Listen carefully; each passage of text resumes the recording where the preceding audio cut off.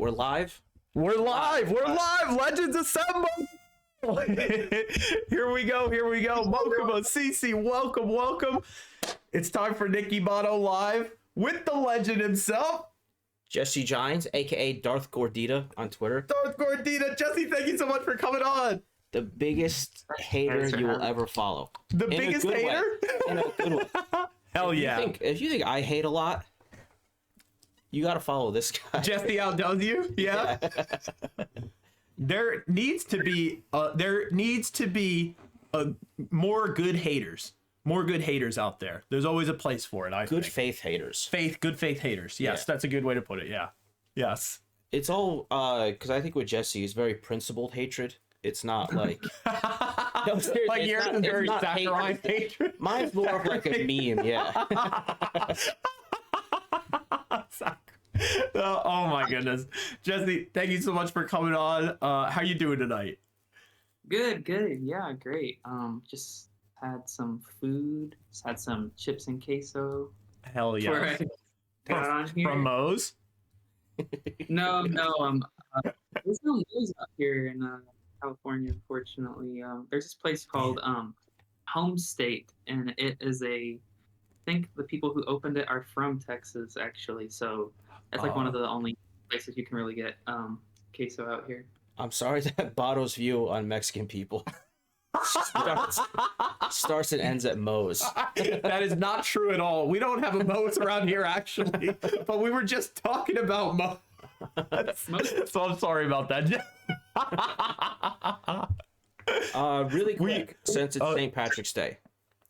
Okay, before we do that, I want to let everyone know that there is a chat command. If you type !guest just like normal, you can get a link to Jesse's Twitter to follow him, like Nick recommends and I recommend, as well as a link to their short film, which they just dropped, which we're going to be watching together very shortly. Throw them the subscription, drop the like, comment, subscribe needs to be done in full. I've done 2 out of 3. I haven't commented yet, but the comment from Bato is loading. Okay, so that just so you know, !guest is going to be popping up here all the time. So Nick, what's your dilemma here? My question, I guess, for most of you is, since it's St. Patrick's Day, yeah, if you had to pick one, are you picking the Irish or the Italian? Like, just as people.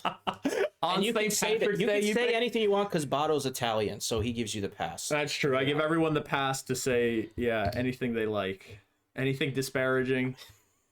And I like that you say that it's around St. Patrick's Day, because also the Italians have a holiday right around St. Patrick's Day. We'll get to that. We'll get to that. Let Jesse answer first. Okay. Well, some would say Italians aren't real. You know, This is true. Italian people aren't real. They're made up. I heard that one. Same with the French, which the French. I totally with you on that one. Agreed. Other than the Statue of Liberty, what have the French done for us? Yeah, absolutely nothing. The French, I love. This is what it is. If they weren't French, I would enjoy them as a people, because it's the Frenchness that throws French cinema is amazing. Just the whole burning down the government. Oh, that's cool. Yeah, that's true. It's funny you never think of that though. Yeah. What do you think? Just that is cool, but then they're also French. So yeah. When you say they're also French, do you just mean like their aura too French? Like, their lifestyle is pretty cool to me. Like, I would like to do that, but they just kind of ruin it with the.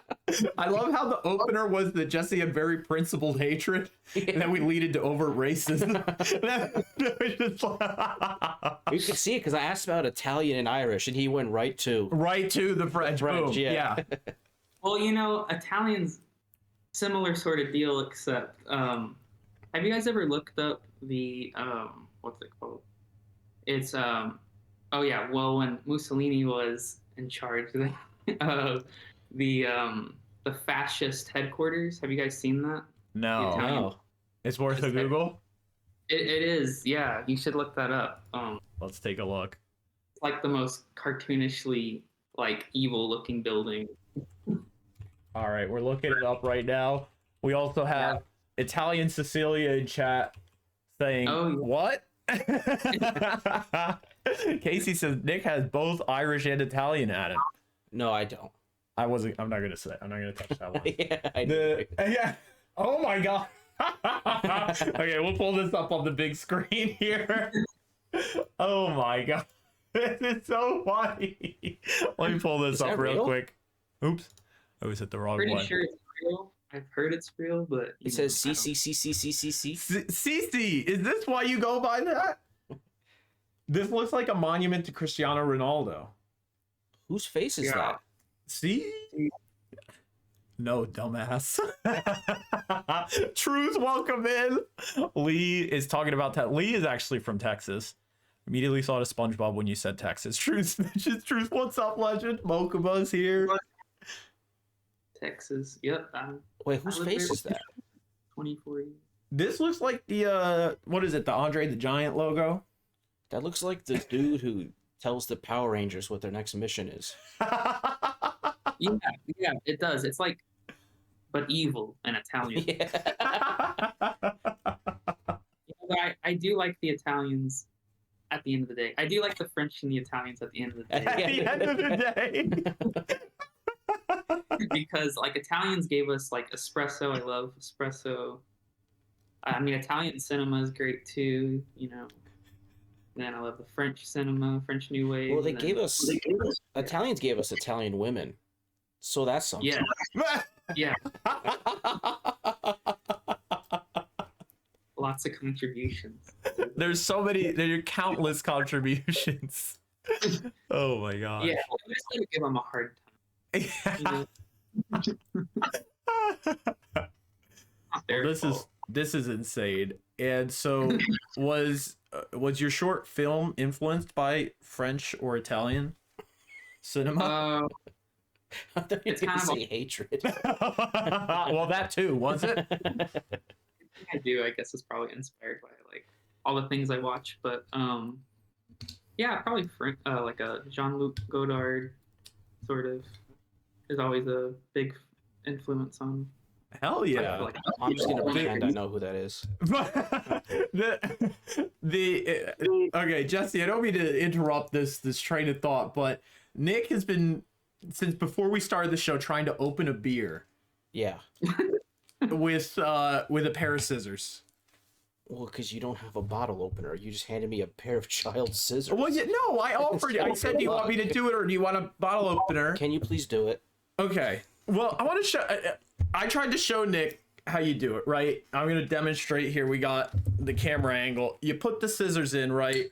And you have it on the end of your finger. And then you just lift up. That's like an easy way to do it.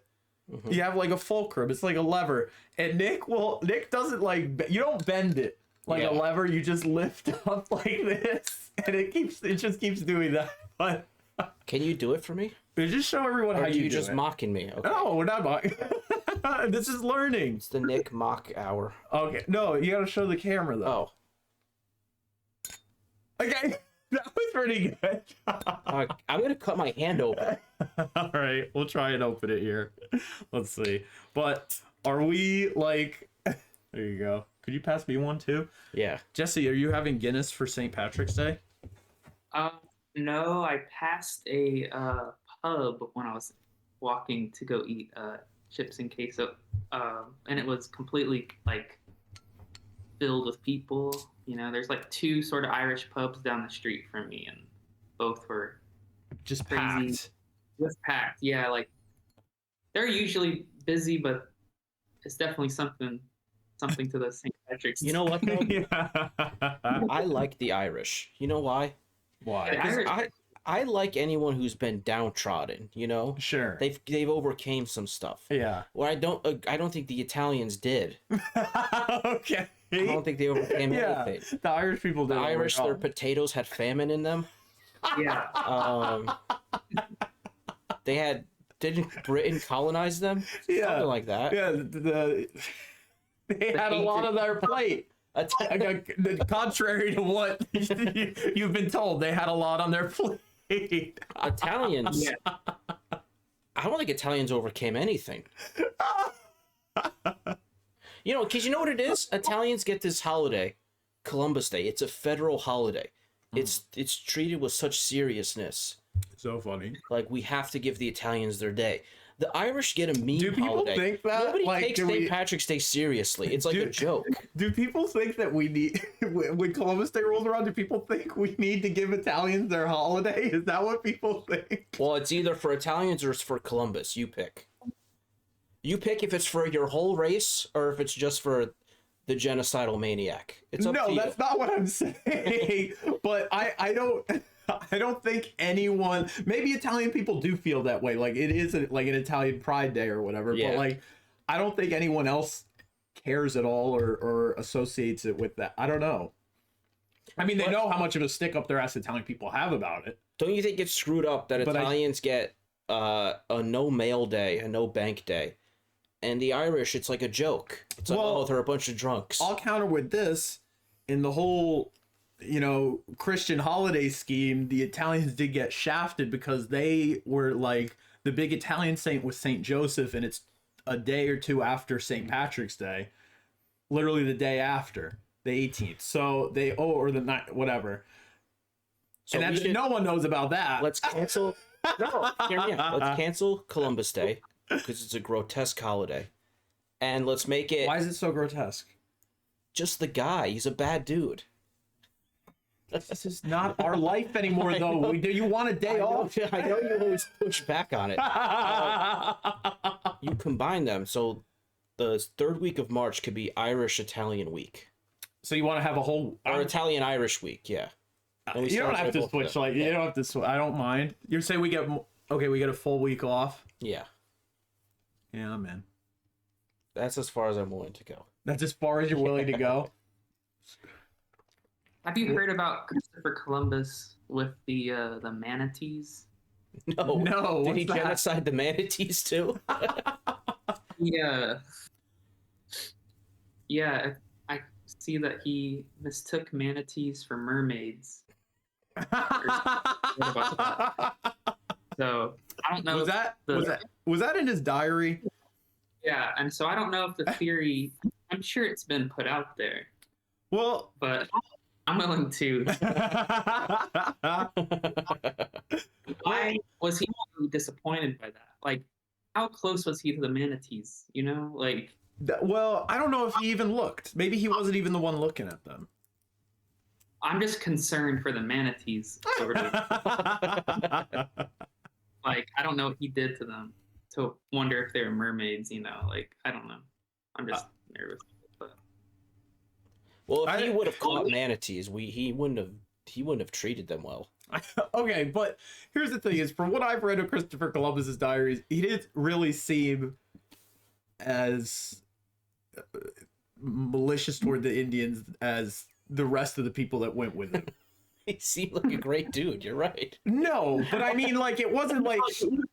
Okay. See, this is the thing. Is that I'm not like a Christopher Columbus champion where I need to feel like I need to clear his name or stick up for him or like an Italian pride bullshit. But like, it just seems like he was just like a timid guy who knew that if he stopped people that were used to pillaging wherever they sailed and whatever from doing that, then they would have killed him too. You know what I mean? So it's like... I'm not saying, he did what he did, but like, you can still say that he is the symbol or whatever of this genocide and whatever, but it's like, I don't know. I like fully knowing about this stuff. You know what I mean? I don't agree with you. I can meet you there if you can meet me on maybe he doesn't deserve a holiday. Well, I feel like when they gave the holiday, it wasn't really the most thought out thing. Yeah. I don't know. The more I learn about this Christopher Columbus guy, the more I don't like him. The manatees thing. You're saying that you almost feel like he's weak for not wanting to genocide Native Americans. That's what you think? No. All right. Can I propose something? Let's hear it. We drop Christopher Columbus Day. We make it James Gandolfini Day. Are you on board with that? That's pretty cool. All right. That's cool. There was that whole thing. I mean, Furio says it in The Sopranos too. He's like, nobody in the south of Italy even liked Columbus. Everybody from the north of Italy is a prick. He's not our hero. That I wouldn't know about. That's your people. Yeah. Everyone south of Italy hates Italy more than anyone else. Well, everyone north of Italy, because they're nasty people. Everyone north of Rome. They're all stuck up jerks. There's a racism. You didn't know all that? I didn't know Italy had like a civil war going on. Did you know that? No. Do you know what? Okay, this is how racist and kind of vile northern Italy is. You know what they say up there? What? They say that, now this is like a twofold thing. They say that Africa starts south of Rome. So they're saying that south of Rome isn't insane. even part of Italy, and they're also trying to literally insane. Say that being part of Africa has a negative connotation. That's insane. That is what, yeah. So those are your people. That's what you guys are up to. Not my people. Not my people. Should we get into claustrophobie?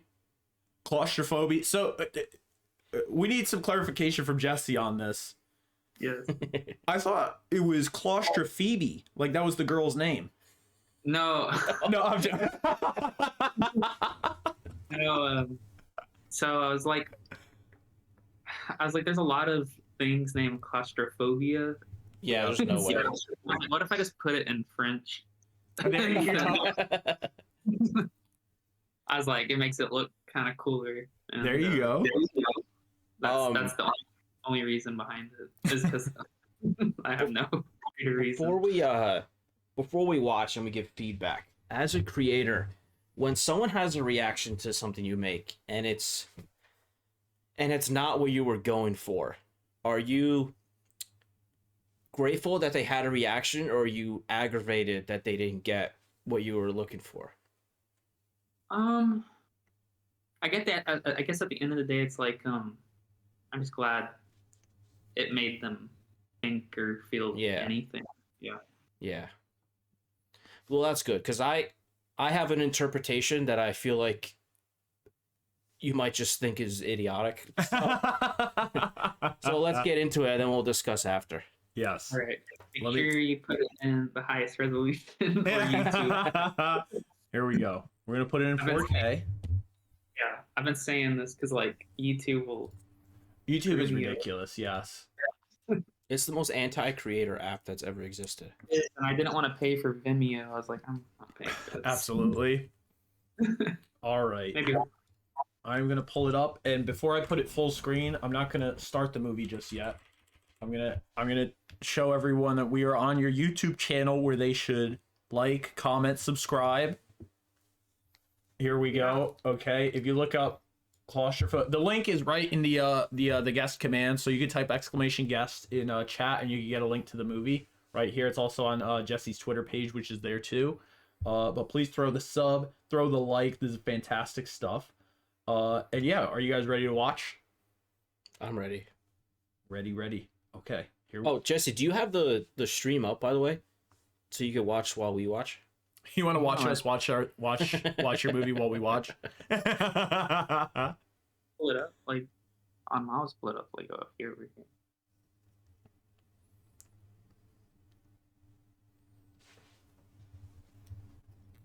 Here. In the meantime, here you go. Here's that chat command, everybody.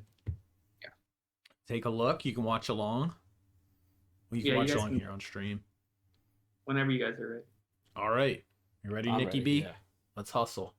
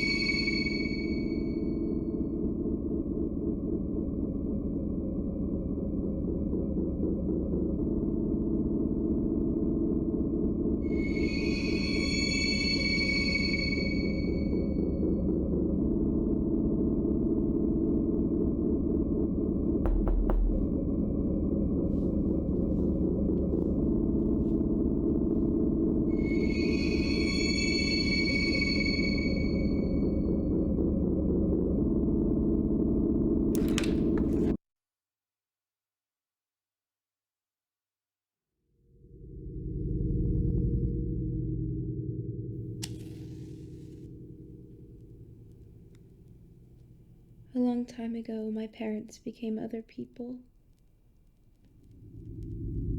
I came home one day, and they acted like they'd never seen me before. I thought they were playing a trick on me. Nothing changed after that. I became the only thing they didn't recognize.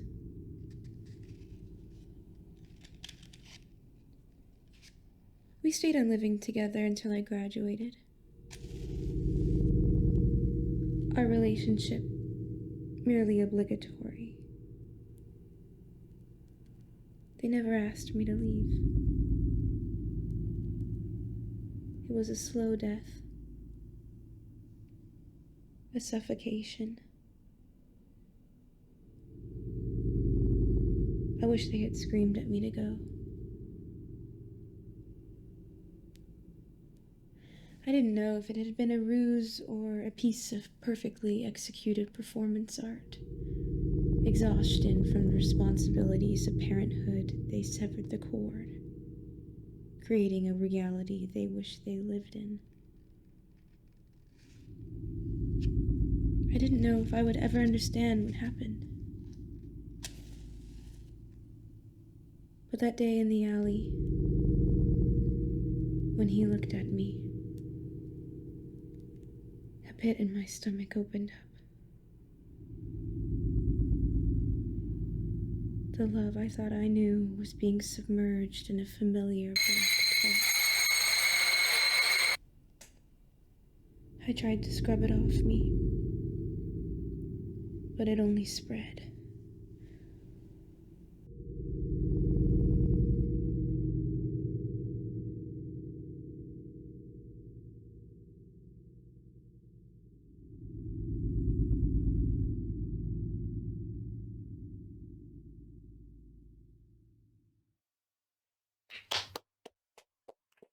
Beautiful.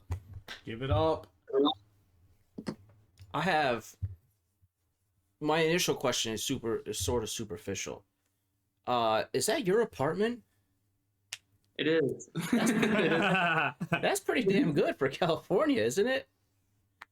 Yeah, it's not bad. Yeah, I mean, it's good enough. You know, a nice 1-bedroom apartment. I mean, you got the cool spirals around the bathroom mirror. Oh yeah. That's the yeah. No, my girlfriend. She that's her. Or are you talking about like the things on the wall? It's like this? it was like the. Let me pull it Yeah, up. Let me see. Sorry. Yeah. It like. It. I'll pull it back up here. It like. Yeah, it's like wallpaper stuff we put on there. Oh, okay. Share it back. This stuff right here. That's pretty badass. I like how it's on the back wall too. This is really cool. Yeah. I like it actually, that. I don't know if that was your intention, but I feel like it adds a lot of depth to the scene. Yeah. I like it. I mean, in general, I like it, and yeah, I think it definitely adds like some obviously texture in general to the wall, but like definitely in like the frame. It's actually like a greenish color in real life. I like not. Yeah. So, we're each gonna give our interpretations, and then you're gonna tell us if we were way off or if we cooked. Okay. You want me to go first? Yeah. Because I'm like the brains of the. Yeah, you're the brains of the operation. So how I saw it when I watched it, what I thought about is the steady relationship you have with your parents through early childhood up till adolescence, and then you start to become like your own person with your own convictions and stuff. And that's what I thought about when she opened the door and she saw the light, like the cylinder light type thing, where she found out like who she really was, and then her parents and her had this constant disconnect that they never got over, and that's how she feels like they're strangers. And it was like a slow death. Their relationship never really, had a neat departure, but it just slowly disintegrated, and that stuck with her for the rest of her life, where she had tried to have lovers later as an adult, it would also affect those relationships, and would just is something she never healed from and was never able to properly get over. So that was my interpretation. So now yours interpretation. So I'm kind of with Nick until the lovers thing. I didn't make that jump. I was kind of like on when she starts talking about like what happens in the alley, or when she saw him in the alley. I didn't think I was on the same page with Nick as the whole like the relationship with your parents is like the slow death is that sort of like they became different people. It almost sounds like it got worse than like what you'd think the typical like, you know, just like you're growing up and you got to like live with mom and dad, you know what I mean? And she says something about them changing or becoming the people they wanted to or whatever. Like it almost seems like a neglect that was forcing her to change when she wasn't ready or just didn't want to. I don't know. But that's how I felt. Also, was this your girlfriend, the actress? No, it's actually a childhood friend who lives out here now, and she so our parents have been friends since they were in 5th grade, and so we've known each other since we were literally like born, and so her whole family, her mom and dad, her brother, and her. I mean, they don't all live together, but they all live now in different parts of Los Angeles. Where are you guys all from originally? You don't have to say if you don't want to, but from Dallas. Yeah. Oh, okay, so you are from Texas. Yeah, we're all from Dallas. But we all live out here in different parts of the city, and she's a couple years younger than me, but she went out to school out here. Gotcha. Yeah, at Cal Arts. Nice. So was this based on her relationship with her parents? No, I'm just joking. I'm sorry. But that's very cool. So, and yeah, we got you're from Tech because we were talking about you being a Mavericks fan, so that's why I was like, oh yeah. Sorry. Unfortunate circumstance. So how are our interpretations? They're interesting. That's great. These two guys are full of shit, man. I think it's cool to like hear what someone else thinks, you know, because I'm always interested to hear how it's interpreted, because you know you put something out, you know, it could be this sort of 4-minute short film, or you're a big filmmaker, you're, you know, a writer of books and or whatnot, and everyone's going to take something different away from it, and they're all like valid, even if it's not 100% what you came up with as the artist. But so I mean, it kind of is more. I feel like the audience interpretation is sometimes more important. Yeah, you don't have to say that. You can just tell us we're way off. We want to hear what you had in mind when you were making it. As much as you want to share. Yeah. You don't have to. You don't have to. Yeah. No. Let's see. I'd say like generally, it's just sort of about like what would it be about? Sort of being about like isolated and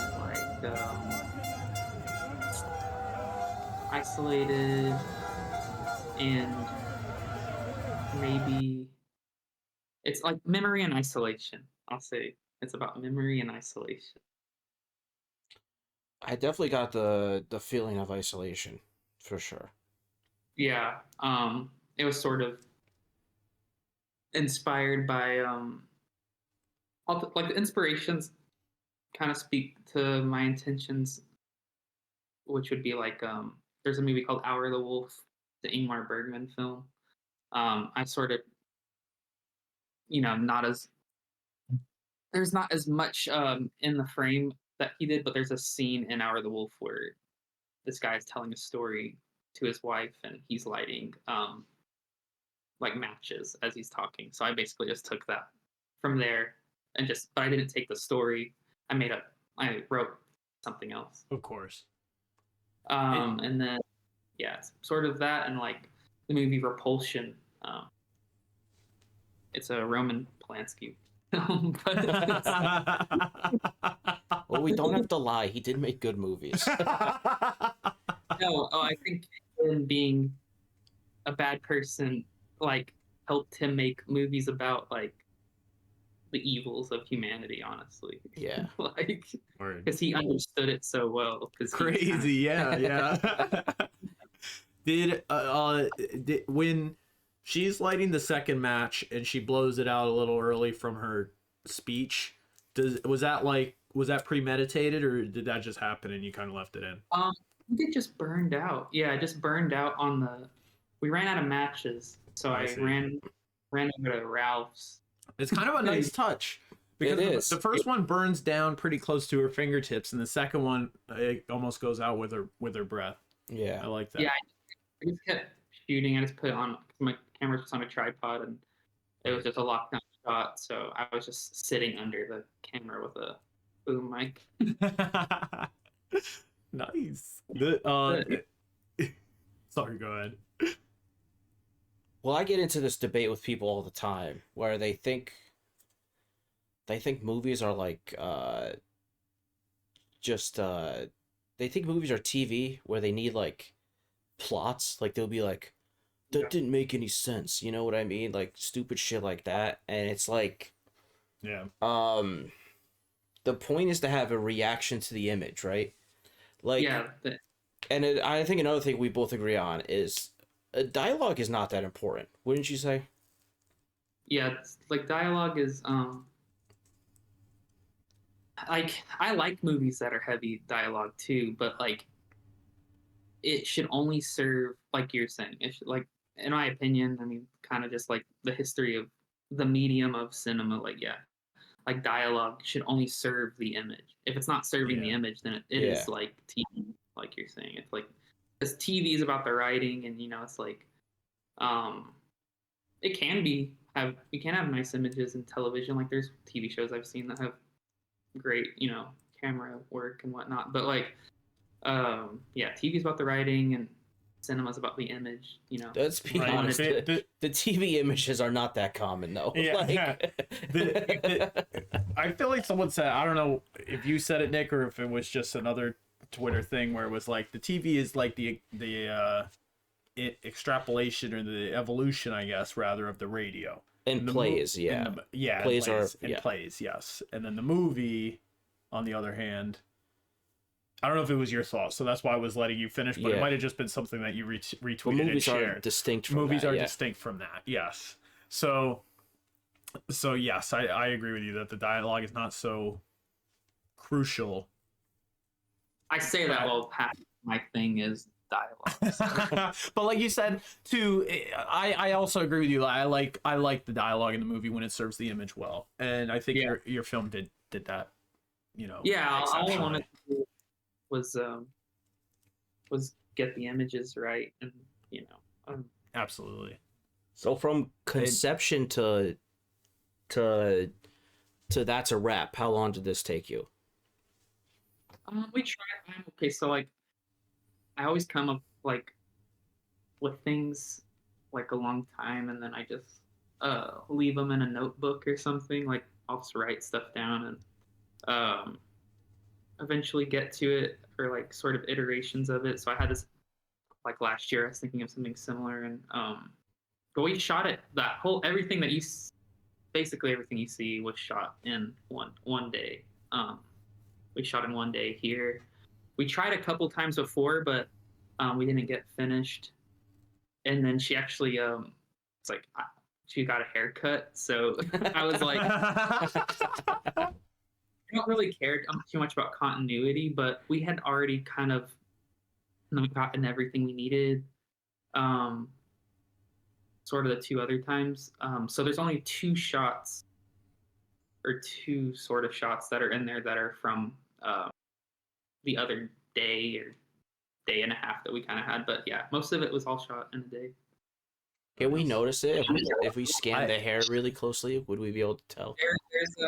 I think it was only used in like the sort of super quick, Yeah.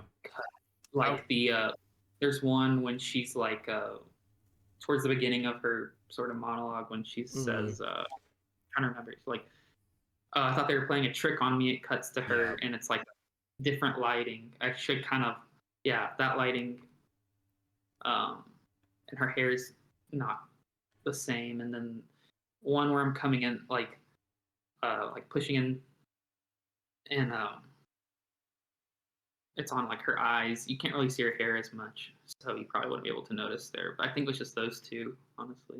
I was gonna say I did notice something. I was like, it was like one of those snap reactions where you think, oh, something's a little bit different. I thought that it was just but I feel like it works. Part of the yeah, exactly. Yeah, I thought it was part of the imagery. Yeah. So I couldn't put my finger on it that it was the hair or whatnot, but it did look different, and it was pretty cool. It added a kind of distinction between the shots. Yeah, it kind of helped as I was editing it because it kind of changes it through every I think they say like every time, I mean it's it's a short film, but every time you're making a movie you're like making it 3 different times, like when you're writing it, when you're shooting it, and like when you're editing it. definitely. So I mean it's the same idea, it's just sort of ended up a little different than the initial phases. So when you say isolation, when the scene with the knife and the blood, is that like the intensity of the isolation? No. I honestly feel like I'm like the worst person to ask, right? Like, I always try to think about this. Like, I don't know. It has to do with isolation, there, and you can extrapolate what you want, like, from the monologue that she says too. Like, and for real or whatnot, what's real or what's not real in terms of what she said. So you have to determine like how reliable I guess she is as your narrator. Yeah, it was very Hitchcockian, those shots. yeah, the shower, I've heard that one, but I wasn't even thinking of like Psycho or anything, honestly. But that is true. Yeah, the shower, you're obviously gonna be like, oh, you see a knife and then you see the shower. It's like that, you can't not Yeah. think of Psycho. I honestly think of Psycho. So. Is Hitchcockian the most accepted way to say that kind of thing?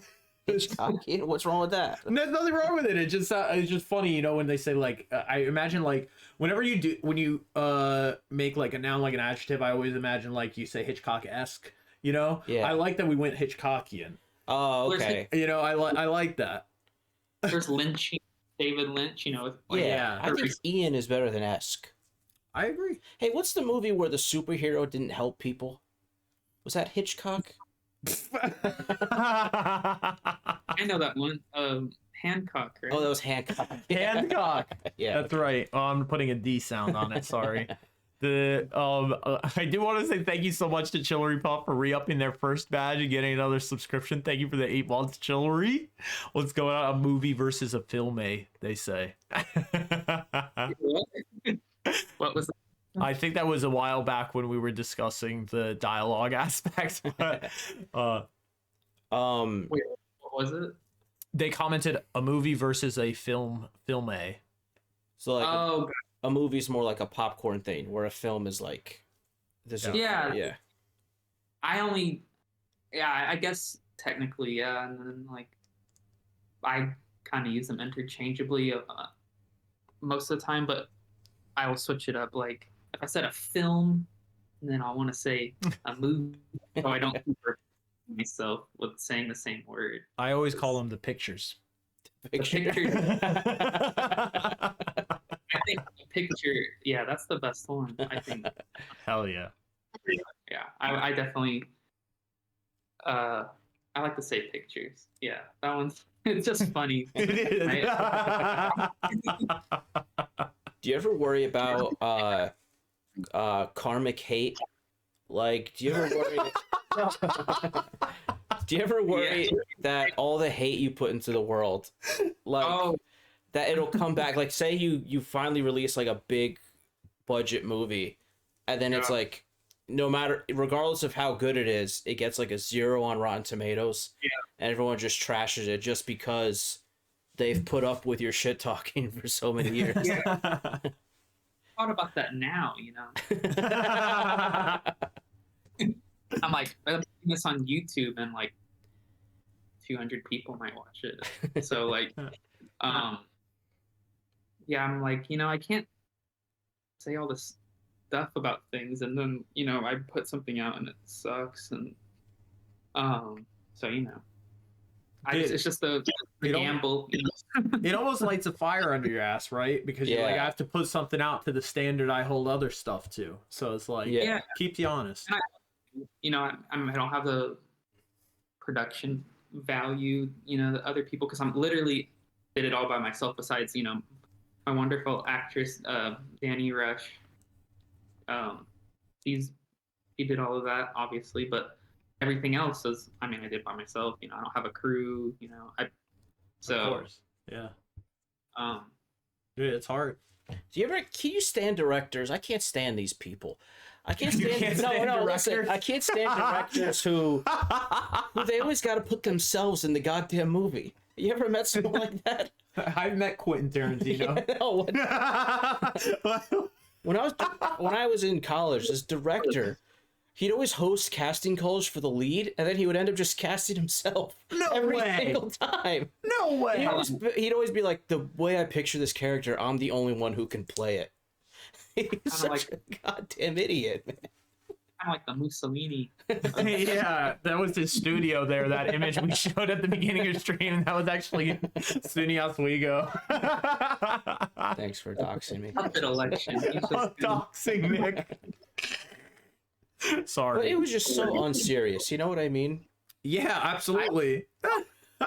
Yeah, there's certain directors who can do it. I mean, obviously, I like when like Scorsese puts himself in a movie. He doesn't put himself as the lead, though. No, you know, yeah. Imagine if Scorsese was Raging Bull. I think Tarantino definitely would, but he's not a good actor to be the lead. I was gonna say, I don't think anyone would let him get that far. They'd be like, dude, you he's suck, not the best director than he is an actor. He's not the best actor. Yeah. Word. And we talk about this all the time. Acting is the easiest job in the world, dude. It's the only job where babies and animals can be professionals. Yeah. It's I don't know. I mean, I feel like I don't know. It's technically easy, like in terms of labor. When you're an actor, you just go to set and everything's ready for you. Yeah.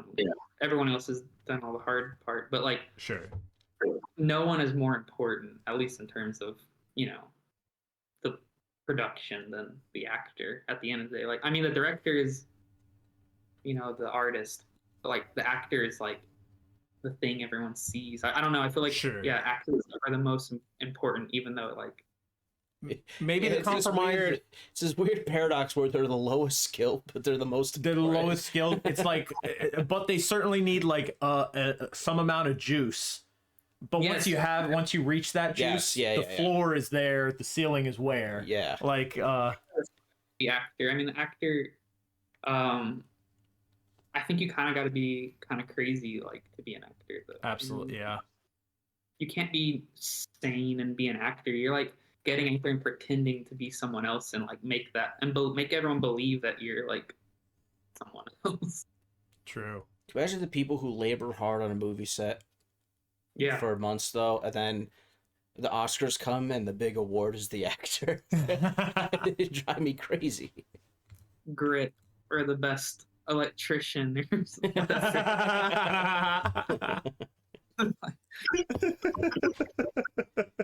guys are just like they a lot of the time. I mean, they can't. Sometimes they're film fans, but a lot of times those guys are just workers. They're just they're working on a film set. You make pretty decent money doing that sort of stuff when you can get consistent work. So like the grips and whatnot. Like they're just your everyday sort of person. So yeah, I think It'd be cool if they got it. You know what I think is more important than the actor? I think the person who picks the actors is more important. The casting director, that should get an award, man. That's an award.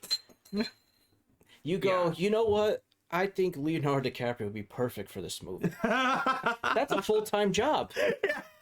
Casting director.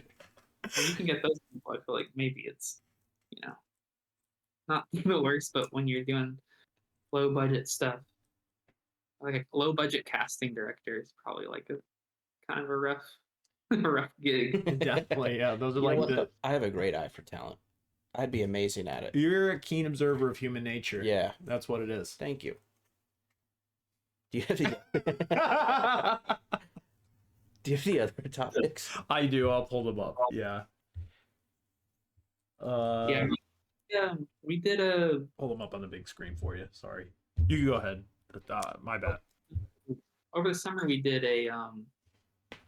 me and Danny, the actress, she had a proof of concept that we shot. And so we shot that over the summer, and I think she put that out on a YouTube channel in like December. Oh, really?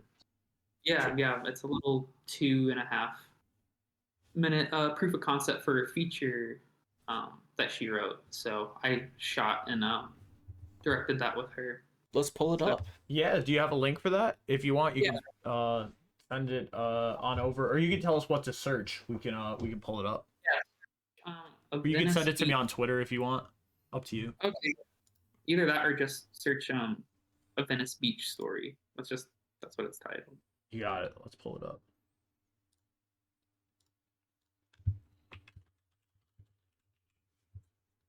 And it's the channel is Bonnie and Clyde. Oh, there it is. Boom, found it. Dude, right away. Here we go. All right. I'm about to... So these channel names, are they all your channels? Do you keep making a new channel for each video? No, the one is just like a YouTube channel that I've never posted anything on really, but except for like unlisted videos and stuff. Gotcha. But well, I'll tell you right now, I'm going to be subscribed, liked, comment loading, but whenever you post a listed video, we're going to know about it now. So yeah, the one that she has for this is specifically for basically just this proof of concept or anything related to it. But I see. All right, are you guys ready? Yeah. Watch a Venice Beach story. Yeah, let's watch. Hell yeah.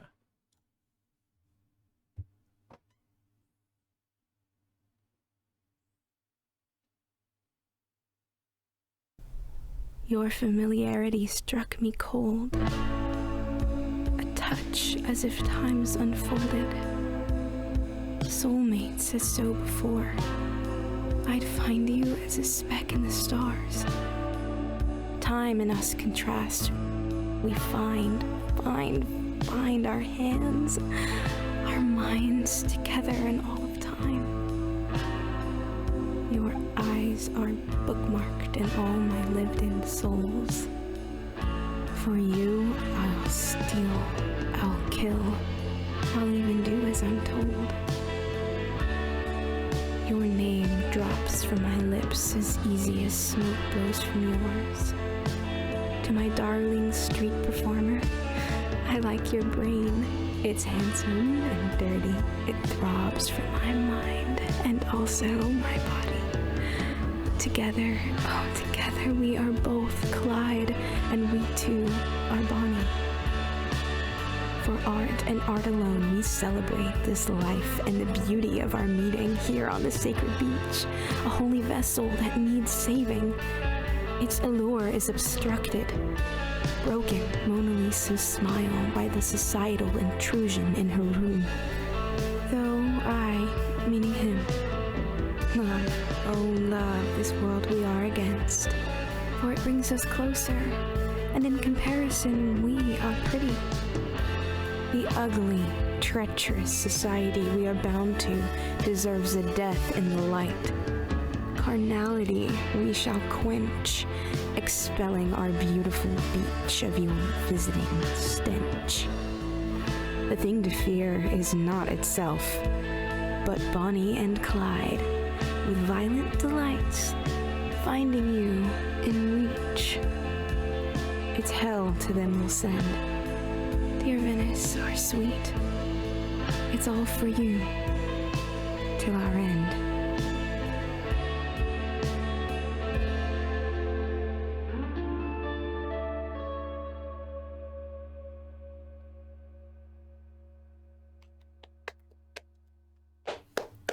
I tell you what, man, nothing beats smoking a cigarette with someone you love. That's the best good all the experience time. you can have. Yeah, it's freaking good. You know how they always talk about big tobacco? Yeah. I hate the people who tried to take down big tobacco. It's I very agree. cinematic thing too. Smoking a Yeah. cigarette is I hate big incredibly- Surgeon General. That's who I hate. Yeah. You know what I feel like I like this reaction if you watch the footage back. When they're kissing, you know how when a dad is like sees pictures on prom or whatever, is taking prom pictures and he's like hand, you know? Yeah. When you were shooting that, where you were like tongue? Like No. that's my friend there, okay? Take it easy. Yeah.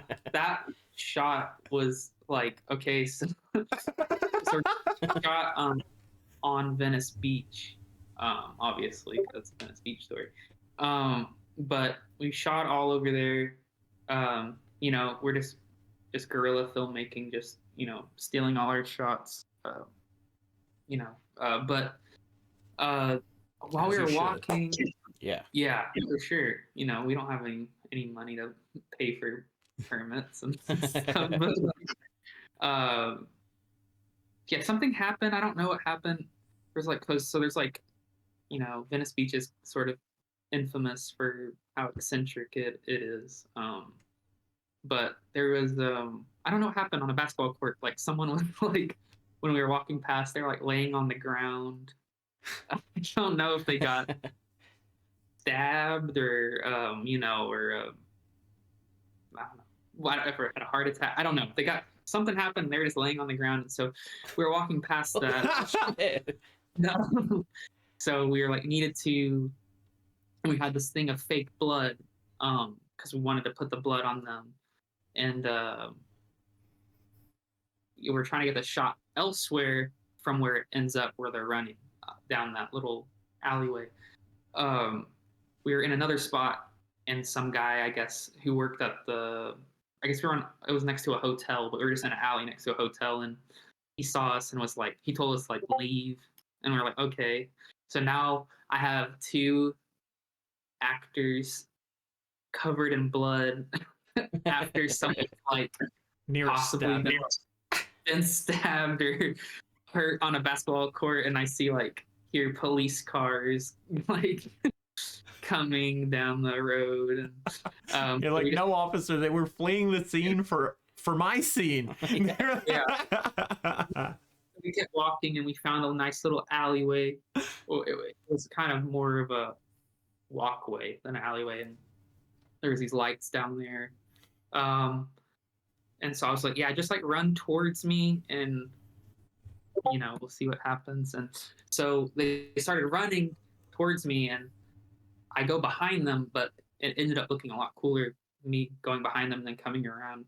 But I was supposed to like stay in front of them, but they kind of outran me. So I came around, and I ended up thinking that looked a lot better than the planned sort of deal. And that was like the last shot we did for the whole thing. So we did that all in a day as well. Did you is that guy's body? He's not in any of the shots, is he? What do you want, a freeze frame on it? Yeah, no. Yeah. It's in the background. No, I didn't see him. Yeah. I don't never know if he's alive or not. I don't know. The extras, Wow. you didn't have them sign release forms or anything, right? They're just Yeah. in the movie, and Just yeah, They- you know, who Putting it on cares what they YouTube. think? Immortalized. Immortalized, yeah. yeah. So her idea, you know, I directed it with her, and shot it, but it's for her feature script that she wrote. Is the idea of this like a lawn love story, or is it like would it all like a take Bonnie place? Oh, okay. Or burns up quick, like a firework or something. That was powerful though. I have something like that with a girl. She goes to a different school. Me and her, we have like a little Venice love story. That's what they say on the island, man. It's hot love cools quick. As long as you don't. Hot love cools quick. Hot Did love you come cool. up with that? No, they say it on the island. On the island. What island? Nevis. You know where that is? No. It's where Alexander Hamilton was born. No, he was born in New York City. Oh, Drake laptop gift. My bad. Jesse, you're a big fan of Lin-Manuel, right? Not really. We love it. We love the hate. We vet that with everyone we have on. We asked him about Lin-Manuel. Yeah, this is Was a Lin-Manuel? We showed no love to that guy on this. That's right. Oh, and we have Anthony Batista.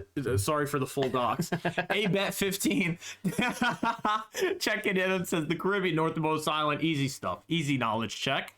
And we have Dren checking in as well. Thank you, Dren, for coming through. Oh my gosh, all the legends tapping in. Oh, here's what just to pivot for a little bit. I can't wait till TikTok is banned. I can't either. I know it's like they came up with a horrible reason. They're just like, oh, China. So like whatever, like that's stupid. And it was obviously funded by the IDF, like whatever. But what's IDF, like the KGB? Yeah. Because they're obviously like, okay, everyone's finding out that what we're doing to Gaza is evil. So can you guys stop showing this? Yeah. That's obviously what happened. But I hate Yeah. TikTok, man. I can't wait for it to die. The damage. Oh, sorry. You go. Something else is just gonna replace it, right? Well, it's already in place. It's the Instagram Reels, YouTube Shorts. You know, Snapchat has short form now too. Everything now. People, guys that I work with, like friends of mine that I used to work with, that were never like tuned into that kind of thing. Now they send me like 3 short form contents on Snapchat a day. I'm like, what the heck? Where did this come from? I hope we have A-Bet in chat saying Insta Reels top. Honestly, Instagram has the audience base already there. It has like the users, and their outreach algorithm is probably the best. It's sneakily the best out of every short form content platform. So I hope that TikTok gets banned too. It's one less thing to post on. It's one less thing to look at because everybody wants to DM you on every freaking social media platform ever. I'm getting what do they call it? Sensory overload. It's too much. But I think that's too much. why It's funny stuff sometimes, but it's too much. I think all short form content should be banned. I agree 100%. I agree 100%. It actually distresses me what it's doing to attention spans. I agree 100%, dude. That should be illegal. Not that Twitter's that much better, but if someone said we're banning Twitter, I'd be like, cool. You know, yeah. Well, that's the thing, is that Twitter is the only reason Twitter is not the priority right now is because Twitter is now a wasteland, basically. Like there aren't the users to address. Killed itself. There aren't the users to address it, so Twitter killed itself, really. But I really pray that TikTok gets banned because yes, less short form is a good thing. Also, B, it'll probably give YouTube and Instagram juice their numbers. Yeah.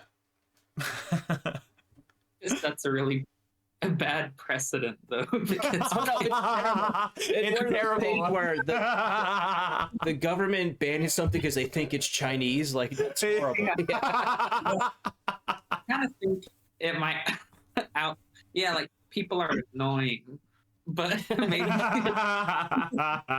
No, it's one of those things where I'm like, obviously I don't want the long arm of the government to just ban things that they don't like, right? But I guess my point is I'm not going to mourn it. You know what I mean? Because you see these Gen Z tweets that are like, they think Twitter or they think TikTok is like this noble radicalizing force. Well,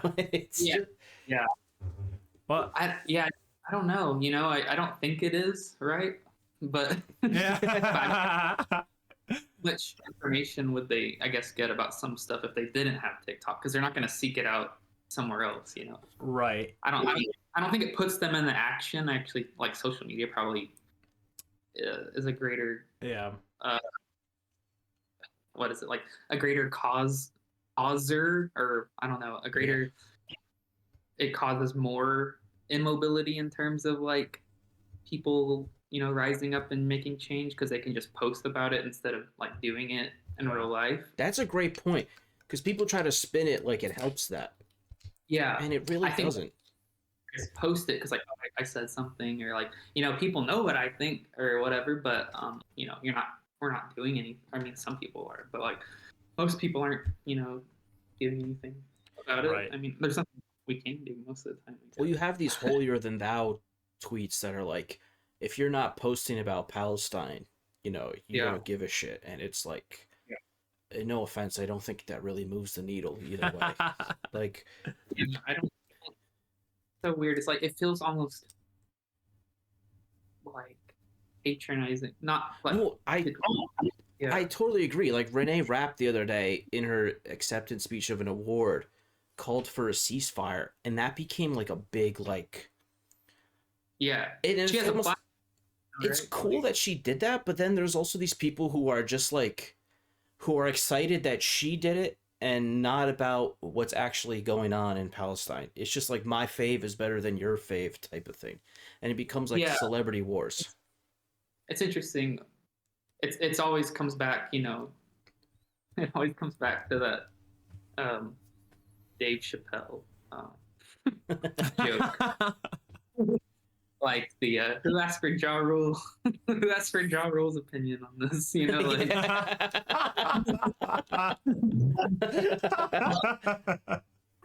I mean, I don't need a celebrity to tell me how to be moral, but maybe people need that. I don't know. I don't maybe know. People need that, but it's it's like human golden retrievers, you know. It's kind of crazy. Like, it's not about making change. It's about just saying something. Maybe, I guess. Yeah. Maybe if it's eating at you where you feel like you're a sellout if you don't say something, you know. I feel like, you know, it's good that they say it, because I think being quiet about it, like everyone at the Oscars was quiet about it except for Jonathan Glazer, and his thing was pretty timid compared to like what I see every day on Twitter, you know. Like his was also an interesting angle too, because he was a Jewish guy saying that, and he was and he specifically talked about, you know, them using Holocaust to commit genocide. Some of these those things, you know, like them using that, which is, you know, a powerful thing to say when no one else is gonna support you when you say it. You know? Well, I mean, also people need to stop, like celebrities in general. Like we have this thing now where we're too sympathetic to celebrities, where we're like, well, I understand why they wouldn't say that because they'll lose their job if they say that, and it's like, well, if that makes them a pussy and also a bad person. Like, I'm sorry, if you're moving under what will get you roles, like, I don't think you're a dignified human being at all. Yeah, you got to lose all respect for that person. It's like, and it's sorry, go ahead, Jesse.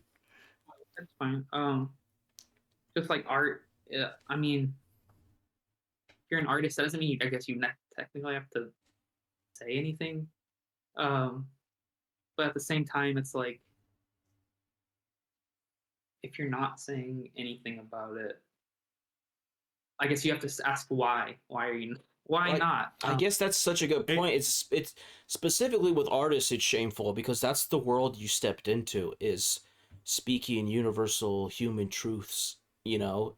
And if you're just gonna cower because you don't think like a studio is gonna pick you up if you say something like, that's pathetic, you know. Absolutely. Because you're not making art to make art. Then you think of it as like a paycheck. Yeah, you're, you know, people use it like people.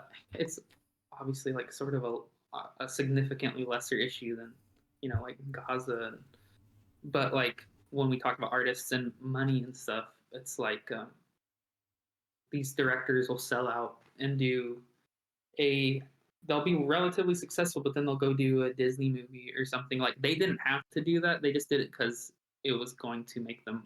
Dude, I say this all the time, and I say that makes them a sellout, and people go, "Oh, they're getting the bag so they can do cooler shit in the future." And it's like, when does that ever happen? When does that ever happen? And that's the definition of a sellout. That is the definition of selling out. Yeah, like, used to sell out, really. Like, that dude. What's the dude that does the news? Cape Fear. So I mean, what's the dude who does the Spider-Man movies? Webb. His name's Webb. No, I'm serious. I think it's actually Webb. It's like a really funny piece of. I think it's Mark Webb or whatever. He was doing real movies. Yeah. Marvel made him sell out, and now he just does Spider-Man movies. Like, his name's Mark Vell Webb. Yeah, his name's Mark Vell Webb. Yeah. But it's like pathetic. Like, this idea that they're gonna take that money to do like extra artistic stuff, because art is not about how much money you can put into the project. Dude, when someone says that, I feel like they're Patrick sweeping the floor with the broom upside down. What, you just blowing from Stupid Town? Like, yeah, because you can make a great movie with like $5 million. Yeah, like an amazing movie. I'm pretty sure I don't remember how much The Lighthouse was, but that was like $2 to $5 million. I think Red Rocket was $2 million. Oh yeah, Red Rocket. Yeah. I love that movie, and it's shot on 16 millimeter. It's like super low budget, but it's so good. Yeah. Yeah. I mean, I gotta check that out. So this idea that money puts them in a more advantageous position to make better art, it's just absurd. Yeah, especially it's hard, like, because you hear like, oh, it's only a couple $1 million, but that's so much money, but it's really not, like, when it comes to well, because you have to pay the cast and everything, like crew, pay for locations, it all, you need good producers and whatnot. Yeah, absolutely. Catching up with the chat, we're all on this short form train here of it wasn't TikTok Musically. Abet says the Musically developed by the same. So and that's what I wanted to get back to, this point of like setting the precedent, because it's almost like I feel like it's happened before where like Vine has been shot down, the Musically has shot down, whatever, and I don't know what the force is behind that necessarily, where it wasn't a government ban. But I want to say that the difference is that now short form is like almost ingrained in American culture, where after each one of them got shut down, a new one emerged to replace it. Now it's the stuff that was already big in America, like Facebook, basically, Instagram and YouTube are here to absorb the short form content burden. So it's kind of even more evil. You know what I mean? It's even kind of more weird. It needs to be looked at. I feel like if the government said we've ran these studies that show the detrimental effects on attention spans when consuming short form content, and now we are banning it, that would be less scary to me than we're banning it because China. And I agree 100%. But that's exactly what they're doing. Is they're saying, well, this is Chinese short form. We have American short form.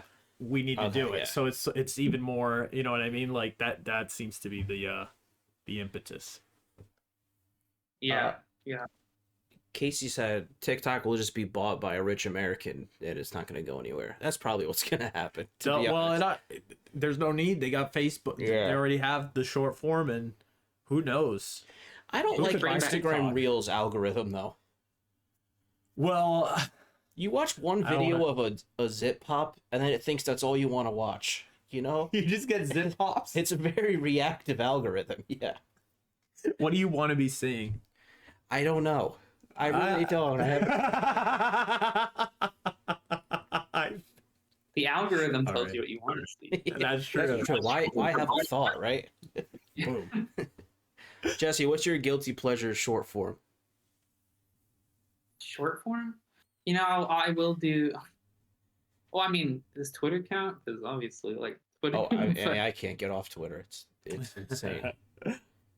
Twitter, but I will do like once in a while I'll do a little TikTok like watching, because most of my feed is like food that's near me, and and so watching people eat food, and I'm like, man, I wish I was eating that. So you're just absorbing absorbing local ads, yeah.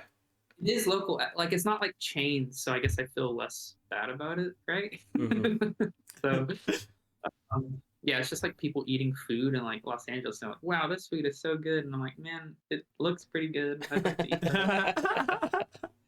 And then I'm like, but it's really like, I can't eat out every day or I'll be poor. So, what I've always thought is you get the food first, you worry about your finances after, right? True. You just buy whatever you want. True. You can get a little too conservative there. Yeah. You never get to your next meal if you're worried about it too much. Yeah. I'm always gonna have some money for some food, like no matter what. You ever want to feel good about your skin? Watch these zip popping videos. Oh my god. You wonder how anyone could ever let it get to that point. Yeah. Are you talking about the ones where they're like popping it and it like just keeps like a third of their arm, yeah. Oh my god, no way. We're not pulling one up. You watch the ear, what are those called? The ear, Oh, when they like flush the wax out? Yeah. Oh, have you ever had that done? I actually did one time. Me too. Did it feel amazing? A couple times. It feels pretty good. You feel so much better afterward. The crazy part is like you feel kind of off balance because they're like messing around in your inner ear afterward. So like you like go to walk and you're like, whoa. You ever see that thing where they shoot a liquid up one nostril and then a snot rocket comes out of the other one? Yeah. Yeah, the neti pot. The neti pot. I don't know what it's called, but it looks so relieving. I've seen it like people do that to. I feel like there's like this borderline abusive like form of TikTok where people do that to their kids or something and record it. And just like, that is something they can make illegal overnight. Yeah. Stop putting your children on TikTok, dude. Yeah. Have you guys seen like this is like kind of also have to do with videos of like people using their kids for like views, but it has to do with like when a kid gets baptized, and they dunk them into the water like that. Oh my god. You ever see the swimming lessons where they just toss the infant into the pool? Yeah. They're like, he's got it. He's used to it. I love that shit. What do you mean you love that I guess shit? there's like a science behind it because they're so used to the embryonic sac and like being smothered in water already. They know how to adjust to water. They know how to drown. No, you can teach an infant to swim. You can teach an infant to swim easier than you could teach a toddler. That's what they say. I don't think we need to be flinging them into pools, though. But it's kind of funny. Okay, I don't agree. Did you guys ever play Sonic Adventure 2? Of course, yeah. The Chow swimming? The Chow, yeah. That's exactly it. The Chow swimming. That's a callback. Hell yeah, Justy. Let me ask you something. Do you know how to swim? Yeah. Okay. When did you learn? When I was like middle schoolish, late elementary school, yeah. Don't you wish they taught you when you were an infant? I don't really care. No, I don't wish they did. I don't know. Maybe they did. And you forgot. I forgot. Yeah, maybe I forgot. Maybe I forgot. That puts a whole wrench in my argument. You forget immediately. Yeah. When did you learn how to swim? As a baby? As a baby, yeah. Really? I've been swimming my whole life. What do you mean you've been swimming your whole life? I've known how to swim my whole life. But because you were thrown in as a baby? Yeah. This just sounds funny. I don't know. I don't know if it's coming from you or what. It just sounds funny. Babies can't drown. This is science. Why not? A baby scientifically can't drown. True, I forgot that. Because they're used to the sack. They're used to being in the fluid. Here we go. Oh, you guys see this dude who just died? He lived on the Iron Lung for 70 years? Yeah. Can you look that up? Sure. This to me is the ideal life. The Iron Lung? Yeah. Hey, you'll never guess where he was from. There he is, Paul Alexander, a Texas man. From Dallas. No. Here, sorry, we need to. You can probably pull them up on YouTube or Twitter too. I keep hitting the wrong one. Here we go. Did you want to watch an article, or did you want to watch a tweet? There's a tweet, a video tweet. Yeah.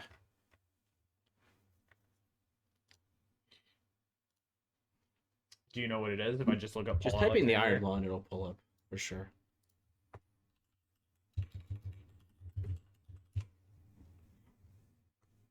There he is. This one you want to watch? Do the Daily Loud one. That's a real news source. This is it. The Daily Loud, yeah. The Daily Loud. Let's check it out. I mean, this guy. My name is Brian. We don't have to watch it. Well, what do you mean we don't have to watch it? I want you to see the image. I want you to see the image of it.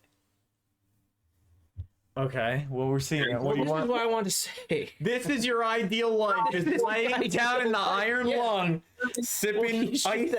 Well, because he has an unsweetened iced tea here with a straw. This dude is a lawyer. Do you understand that? I don't. He's Now, a lawyer? Listen, I understand. What do you mean he's a lawyer? Great, he got to do everything he wanted. Uh-huh. I don't think they were grading his essays as rigorously as the other students. You know what I mean? I don't think he was expected to do much homework. What do you think? He's always been in an iron lung. Well, actually, I think he was 6 when he had to get in the iron lung. So he had a good 5 years. Yeah, it's a very outdated technology, too. What, you really can't get someone out. Once you're in, you're out. You're not out. Like, I think he lived 70 years as a floating head, yeah. Why? I would ask someone to kill me, I guess. Like, oh, see, yeah, he was the work from home. So he was a lawyer. Okay, not to. Okay, when you say he was a lawyer, you say he had a law degree, like he had a law degree. He wasn't like a Make-A-Wish lawyer. Like, it wasn't like. I didn't say that. It wasn't like they'd bring him in for closing arguments only. I don't think they brought him in at all. Yeah, I think they did. No, you're full of crap. I think if they willed him in on the iron lung, we would have heard about He's it. been practicing law for like 3 decades. Practicing, not practicing. Yeah. Yeah. he's probably a good lawyer. That's where I disagree. Well, Nick was saying he cut all the corners he could through school. Well, that's what I'm saying. I think if you lose, All he had to do was study, though. He couldn't do anything else. Like, That's so. just knows every court case. who was writing his essays though? Who was taking his tests? You know, who took the LSAT for him? Who's flipping the pages of books?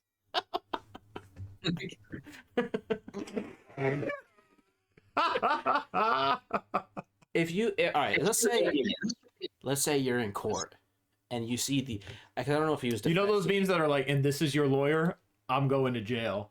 But also, if you're the lawyer going against him, let's say he's the defense and you're the prosecutor. If you lose to that guy, you need to give up your license. Yeah. How do you lose to that? It's like playing a sport against an old guy or a handicapped kid. Yeah, okay. Like, No. I mean physically. Yeah. You're kind of damned if you do and damned if you don't. Exactly. Right? Because if you win, you're mean. If you beat this guy, you look like a dickhead, right? Yeah. You look like a dickhead if you beat him in a court of law. So you give him some softballs. You give him some softballs, but are you really? You're just giving him layups, knowing that you're going to win the case. You accidentally slip him some footage of your client at the scene. But if you lose, then your career is ruined. You know what's bothering me though? I don't know if he can flip his head because I think I'd rather be face down my whole life. Wouldn't you? No, you wouldn't. I'd rather look at the floor. I would. You wouldn't be able to. Your neck would break after so long. But I don't. How do you chew and swallow like that? How do you chew and swallow like that? Does he eat? Yeah, he It's all eats, I juices. guess. I don't know if there's a whole body in there for just a head. I want to know what the hell an iron lung is because what's going on in this shell? You know what I mean? Well, I think his whole body's paralyzed and he can't breathe on his own. So it's like pumping oxygen into him. Into where though? Because his mouth is. yeah, that's what we're saying. That's what I'm saying. Like, is it all like a blood pressure machine that is constantly pumping his body, or is it What is it? You're saying they got a direct tube to a lung? I didn't invent the iron lung. No, Why are you asking me? It's a very... Well, I'm asking the general question. You offered the answer. Well, I think it's kind of weird that the iron lung hasn't been in use for like decades, right?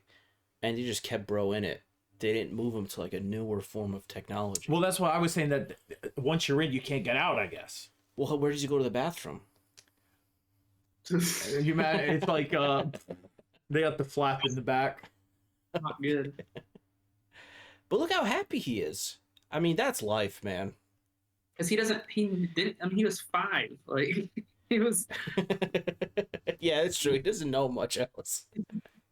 But this is what you work for to get to this at the end of the day, right?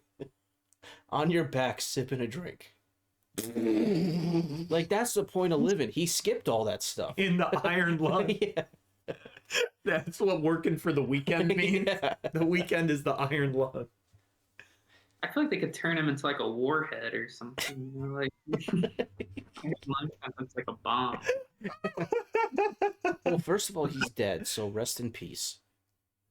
Rest in But- peace, true legend. Yeah, well, I know they really can. You know how like they could send him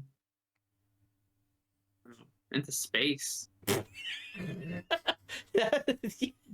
I would actually think he should have had the fast track in space.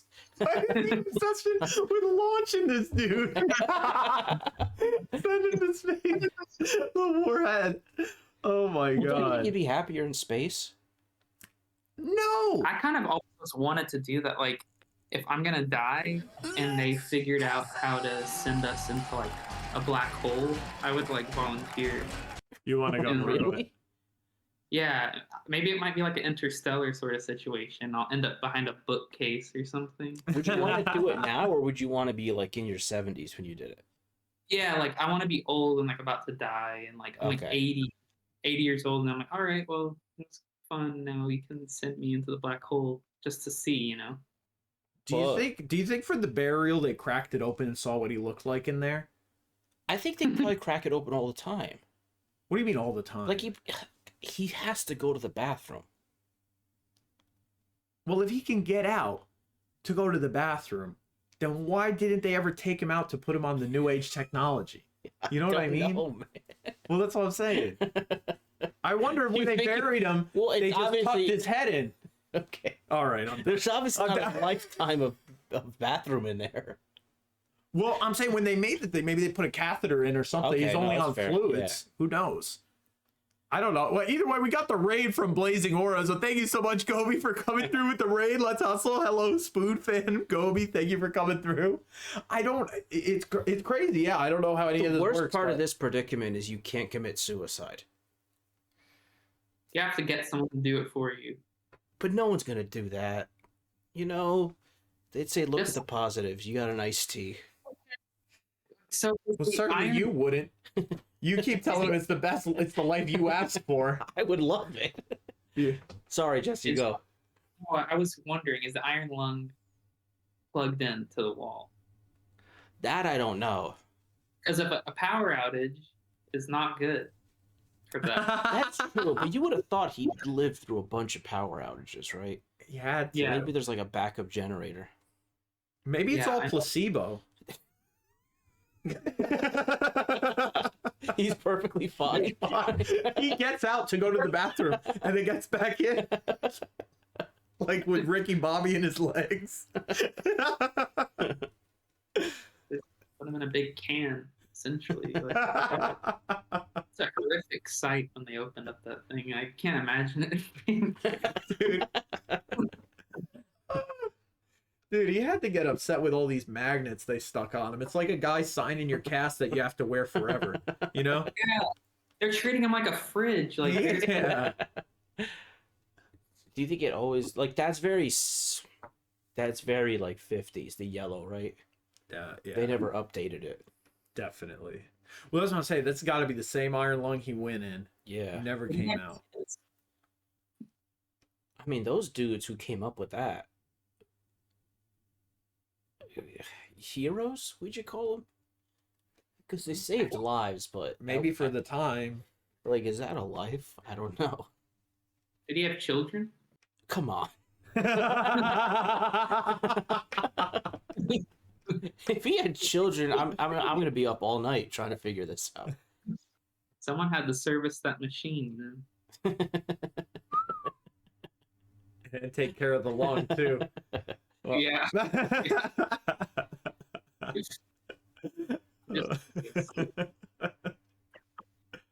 So you are like, put me in the iron lung ASAP, Nick. You would want to go in that. I don't know that I'd want to go in it, but I think if I ended up in it, I'd be the happiest guy in the iron lung. That doesn't seem... I'd make the most of it. I mean, I'd lap this guy. He seems pretty happy. You could scam a law degree? Like, barely. But is that how you personally measure success? I don't know if it is. I mean, he seems really happy. There were whole rooms with people in iron lungs during polio outbreak, Casey says. I feel like you've seen photos of that. Do they normally die, though? Like, is it rare to live 70 years in the iron lung? It's bothering me, man. Couldn't they have at least made it translucent? Well, I think they got this little window up here so you can see it. Oh, okay. I don't know. Just because that's what I'm thinking is like, does he look like, you know how like the mummified remains look at the end of the life, like end of the life, like when they dig up a pyramid or something. Get him off the screen. He's freaking me out. Okay, let's get it out of here. Here, we'll move on. Sorry, guys.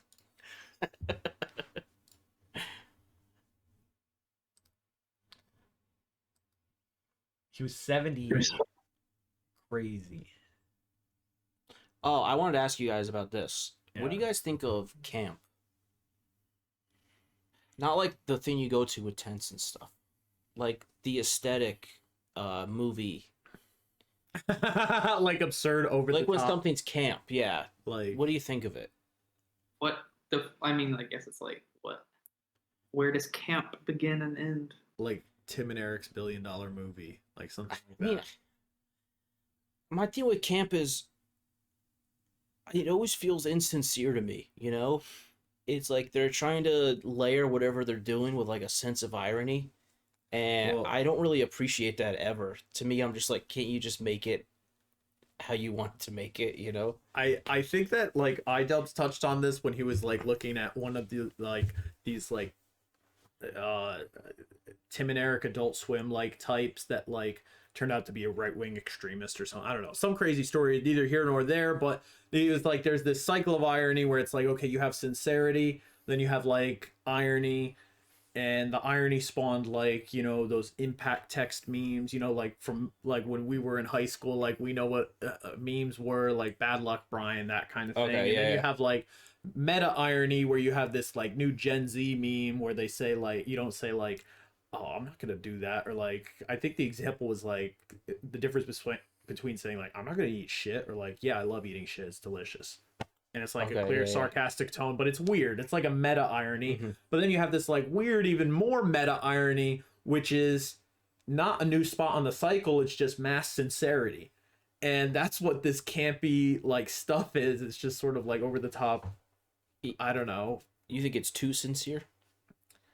You just said that you think it's, what'd you say, disingenuous? I think it's disingenuous, yeah. Disingenuous. I think that it's like disingenuous, but it's overlapped with their sincerity. Maybe I'm it's overlapped with the creator's intentions, but yeah, it's hard to know what place they're coming from. I feel like every creator who prides himself. I'm not saying that's a good thing, by the way. Oh no, I agree. I think every creator whose whole thing is at their camp, to me, is a fucking hack. Like, I can't stand most of them. And I would probably agree with it. I think that there has to be something true in the campiness, like Ken Russell. There's a movie, the Devils, and it's very campy, but it's still very sincere. So it's like you have to couple it with that. You can't be purely ironic, you know? Yeah, like when I think camp, dude, I think Ryan Murphy, and I want the dude to get stabbed to death. Everything he does. No, that a campy opinion. Everything he does is it's just fucking horrible, dude. Like American Horror Story and Scream Queens and Glee, they're all just fucking Glee. they're fucking horrible. Like, he's a talentless fucking loser hack who obviously has dirt on someone, and he just makes camp shit. Like, Ryan Murphy wanted to sue the WGA when they were on strike. that sounds like Ryan Murphy. Oh my god. Nothing pisses that guy off more than a union. Yeah, he has like a million shows. I worked on one of them as a PA. Oh yeah? Did you meet him? No, Damn. no, it was just like a day where they needed like 5 billion additional PAs, and they were like shutting the street. Was the show good? But, I don't know. I didn't really see much of it, so I actually don't even know what it really was. You don't even know what it was called. When you're like a PA, like you're so for like a day on a show, you're like so far removed from like Yeah. everything that's going on. I mean, like you have a general idea, but I don't mean like I don't know. I couldn't tell you what anyone looked like or anything like the actors or anything. Pardon. It's also Ryan Murphy. It's not one of those things where you follow up and you go, "Hey guys, I worked on this." You know, you're not like, you're not. No, like, I'm sure it'll be, one another big. Yeah, all shows are pretty big, right? I don't know. I've never somehow, watched. by some sick twist of fate, his shows are big. All of them. Well, it's because you keep hating on him. Yeah, that's true. You're putting it on everyone's radar. His marketing So, department. like, where do you think camp ends, though? Like, would you consider the 2008 movie Speed Racer camp? I haven't seen that movie, honestly. Well, this is where I feel like I would contradict myself, because I think that's a really good movie. Well, you think it's camp though? No, but some gay guy on Twitter said it was camp, so now I think he's probably right. Well, what was the argument? I haven't seen the movie either, but like, where is it coming from, or why? Where did it come Hey, I from? don't think How even- you saw the? I don't think it movie? was an argument. It was just people No, talking it's not about an, camp. I'm not saying yeah. an argument. I'm saying an Oh, argument. what like a would be? statement Because of I his- think, his cause I think it's just because I don't know where the definitions of camp end. Like, is it just if it's over the top, it's camp, or is No. it? Does it have to be like the creator is in on the joke, and that's what makes it camp? Well, there's melodrama too, so there's like that over the album top, was camp. The Lord album, yeah, really good. like but yeah, I don't know. I actually don't know. I don't think I feel I have like the. camp always. I don't know. I feel like there's some camp where you can get people laughing, and I'm not limited. Maybe I'm limiting it to comedy when I say this, but I'm only saying that as sort of like a vehicle to get the message across of what the camp is. It's like maybe with the good camp, you can like laugh along with the campiness, Mhm. and then a bad camp is sort of like, okay, you won the game, but you're the only one playing the game. You know what I mean? Like the person I'm in. I don't Yeah. know. But so what does that mean to you? I don't like laughing along with movies though. I don't like when a movie's laughing with me. I really don't. No, I didn't Yeah. mean laughing. No, I know that's not what you're saying. But Yeah. I'm just saying in general. I don't like when a movie's in on the joke. A little self-aware. I hate that. I hate all self-aware movies. I hate every single one. Like the Spider-Verse movies. I hate them. I didn't watch the new one. I've seen Or the like first Deadpool. Deadpool's dude. Deadpool's the worst shit I've ever watched. one. I literally wanted to kill myself when I was watching them. I don't think Ryan Reynolds is a real person. He's poisoned himself with his own. What was the first thing you said, Jesse? Sorry, who couldn't hear you? Oh, I was like trying to think of it. He's poisoned himself with like his own irony. Gotcha. Yeah. He's like in Yeah. a bubble where he just keeps sniffing his own farts. Like, it's such a Likes to make. Yeah. He's so self-aware of being self-aware of being Yeah. self-aware. That's what the irony has It's gone like too this, far to. Yeah. He's not self-aware that no one likes that.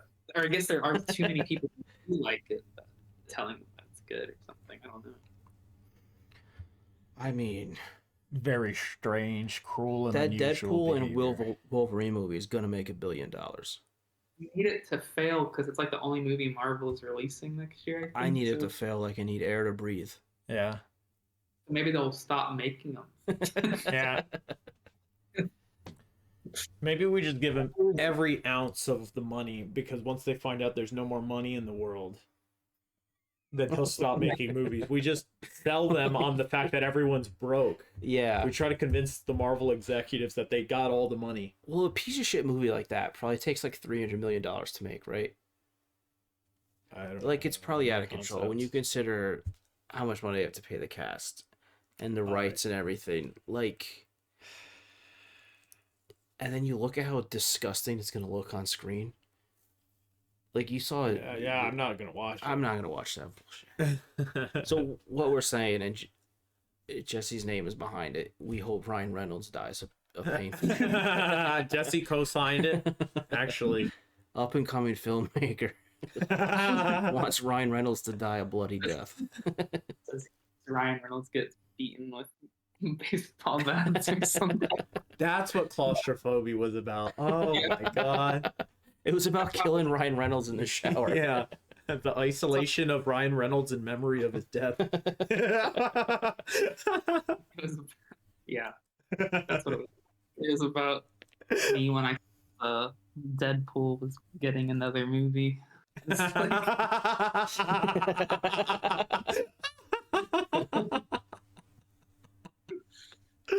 Oh man. To bring us home, Jesse, who's a artist who you have no reason fundamentally or morally to hate, but you just hate them anyway?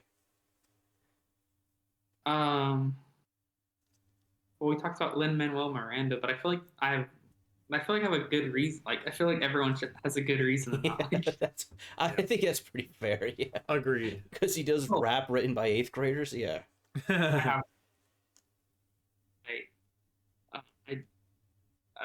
may have said it before, but what's his name? Oh, I forgot his name. I think I like memory hold his name because I hate him. Oh my god, he's like worked with Will Ferrell. John C. That's Reilly? not. No, I love John C. Reilly. Oh. Chris Kattan. No, it's like the guy who wrote with Will Ferrell. They like, Adam McKay.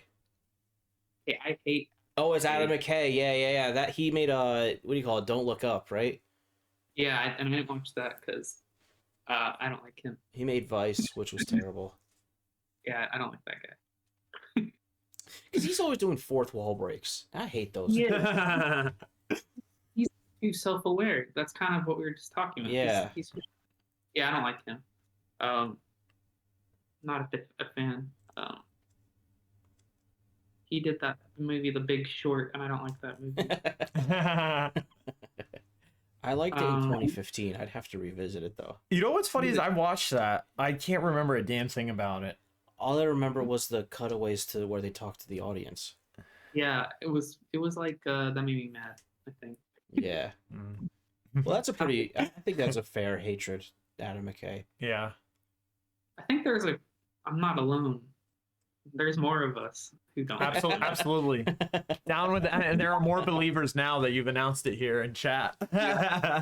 You know who's mine who I feel bad about? Because I think he really cares about movies. Who? And I think he puts his heart into everything he does. Ryan and Murphy. I still can't stand him. It's Bradley Cooper. My thing is, I just hate his face. That's Bradley Cooper. He's like he did American Sniper. So like That's fair. That's a good enough reason to hate him. Yeah. Like, I actually hate Maestro. But American Sniper is like enough propaganda, I guess. I feel like is enough. It gives you a reason to hate. Yeah, it was good enough. Yeah. You wear that. So I don't. Yeah, it's not irrational. I could just say American Sniper has been boiling inside me for. Just don't like the You can face of the justify American it, like, no Sniper. matter who you hate, you can justify it. Yeah. You start with the hatred, then you work back and find a reason. Yeah. Yeah. You'll find a reason eventually. Invention is the mother of necessity right there. Yeah. Yeah. What was yours? You said Martin Luther King Jr. before we were in here. That's my irrational hate. Yeah. Yeah. I thought it was disgusting that you said that. Frick. I don't know. I'm trying to think of one.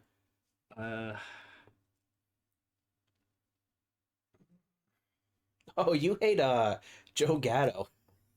That's not irrational at all. I fucking hate Joe Gatto. Don't even get me started. How is that irrational? He's the worst fucking impractical Joker. It's the most disgusting thing. The guy should be drawn and quartered and his limbs paraded down Main Street. You think that's rational? Yeah, I do. I think that's very... I despise Joe Gatto. That's fair. That's mine. Okay. Yeah, that is mine. That is mine. Yeah, that's good. As Jesse said, I think there's more of us, though. We're all silent. Well, not me. I've been tweeting about it for years. If you search my app name with Joe Gatto, have fun. I think it's. I don't know who that guy is. Oh, you don't know who that is? He's one of the impractical Jokers. I don't know. It's like, You never watched Impractical Jokers? I think I've made. That's like never eating a McDonald's hamburger. Like, I respect that you haven't done that. Yeah. But I'm also like, how have you never done that? Maybe I don't like the. Obviously, I don't like that. Maybe. That's cool too. It's probably because Joe Gatto taints the image. Taints the whole image. I don't like that they joke too much. It's just impractical. The thing that I was also what was I just gonna say? Maybe I lost it. Damn. Sorry, what were we just talking about? Joe Gatto. Who you hate irrationally. I hate irrationally.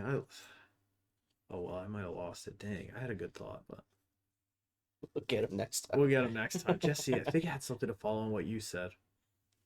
Well, he said Adam McKay.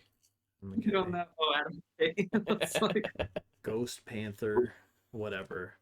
That was his at name, right? What a weirdo. That just is how pervasive his self-aware Ooh. weirdo-ness is. Adam McKay? That's his at name, is like Ghost Panther 69 or I didn't know something. that. Yeah. Yeah, there you go. This is a little tidbit about Adam McKay. All right, so Adam McKay, Bradley Cooper, and Joe Gatto. It's a good group. Send them all to the chair, to the I don't care what way they go. Well, it's cool that none of us picked women.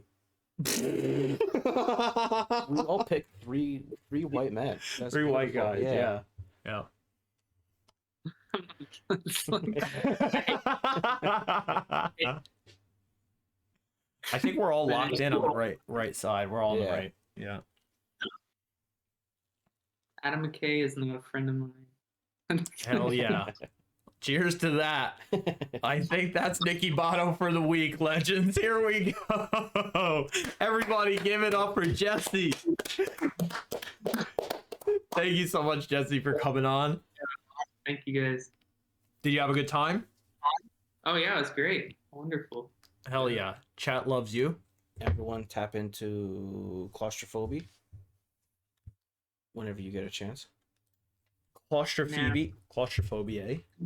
Here we go. Send it to somebody in your life who you love. Yes. Drop Jesse the follow on Twitter, like, comment, subscribe, check out the film, tell 2 friends, and then they'll tell 2 friends, and then by the end of the day, we'll be PAs on Jesse's next work. Yeah. So that is the goal. Help us help Jesse. Help us Who help will then Jesse. help us. Correct. I'll try.